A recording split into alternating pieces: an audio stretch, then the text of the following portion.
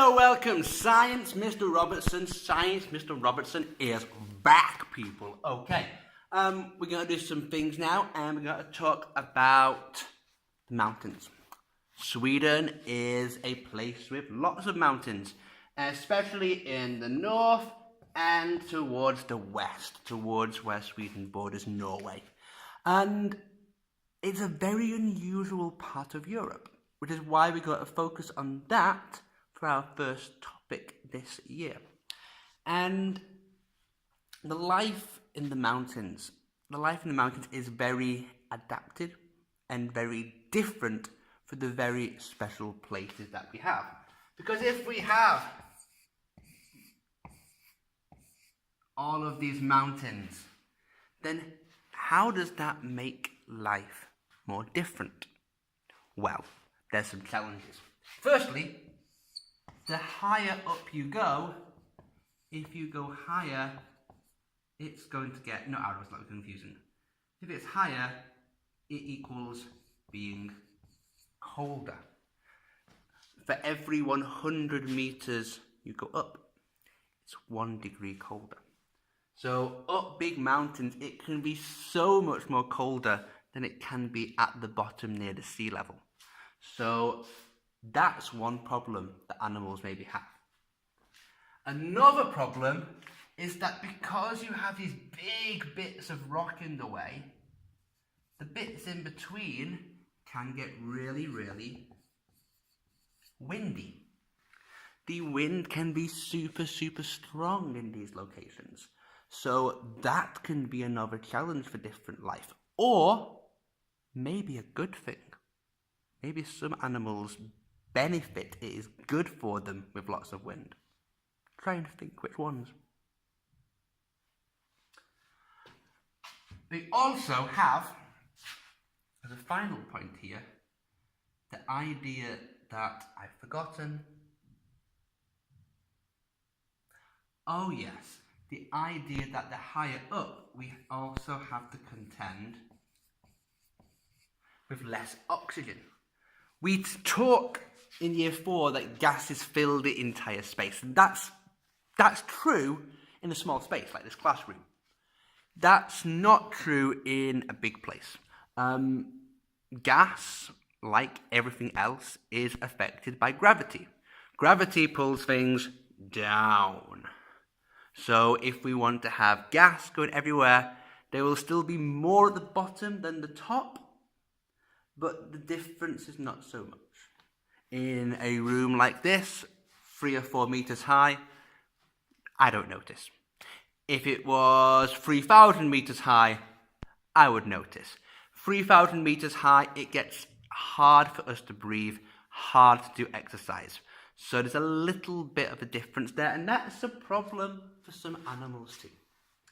There are some animals in particular I'm going to focus on in this, and some animals that live in some of those kind of places at the very top of our country. For example, I could talk about the Arctic fox, I could talk about the snowy owl, and the Arctic hare.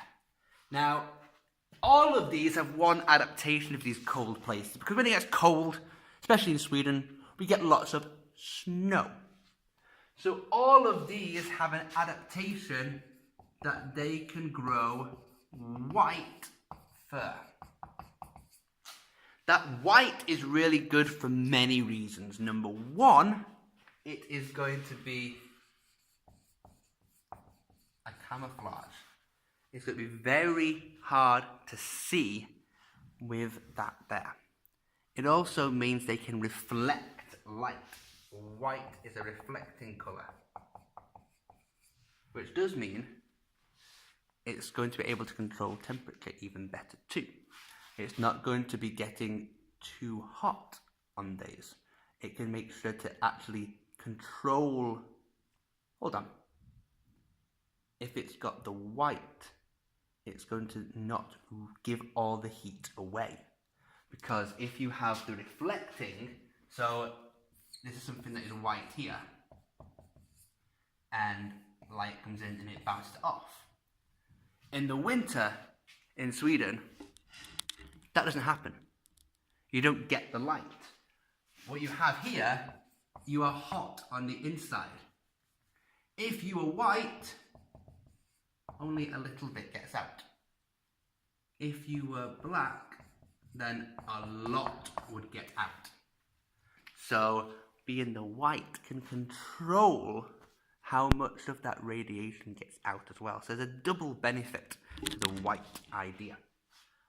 We also have, with these animals, the idea that not only is the fur white, but the fur is thick and tight.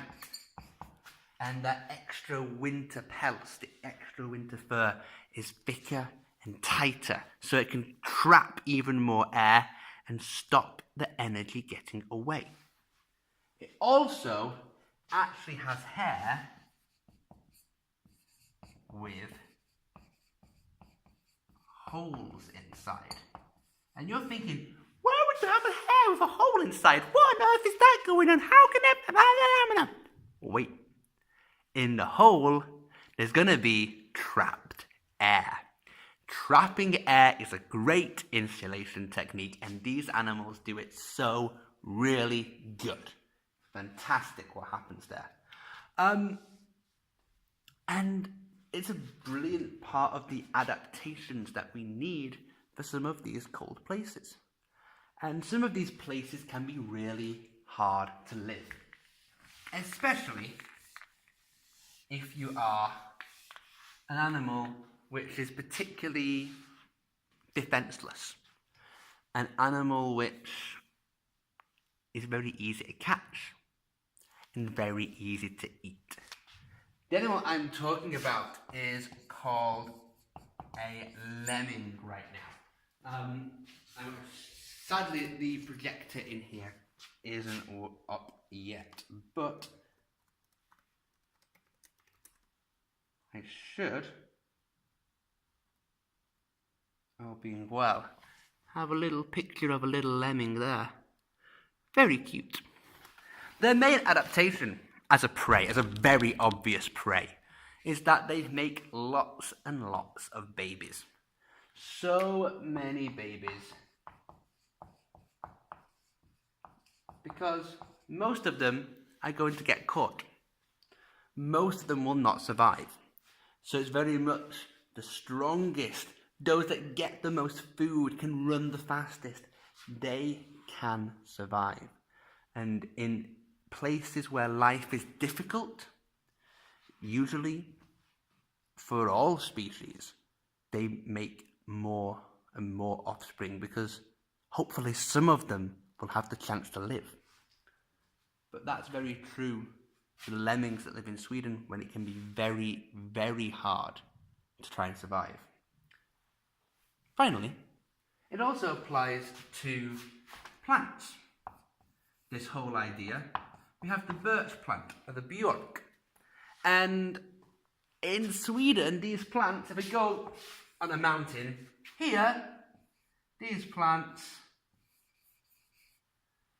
nice and big, so very good. If I go higher up the mountain, the trees are smaller, much smaller trees at the top. The problem here is the wind. The wind being so strong is the problem. If you have a really tall tree in the wind, it's going to break, it's going to crack, it's going to fall down. If you can have a smaller tree, maybe make that tree a bit wider. When that wind comes, it can hold and stay and twist a little and survive.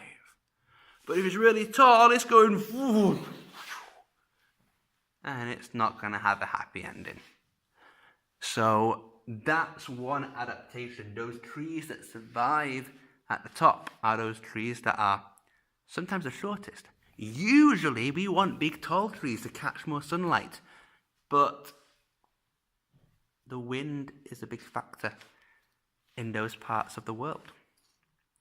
We'll be doing more work on the alpine regions and the mountains in latest lessons. Thank you very much.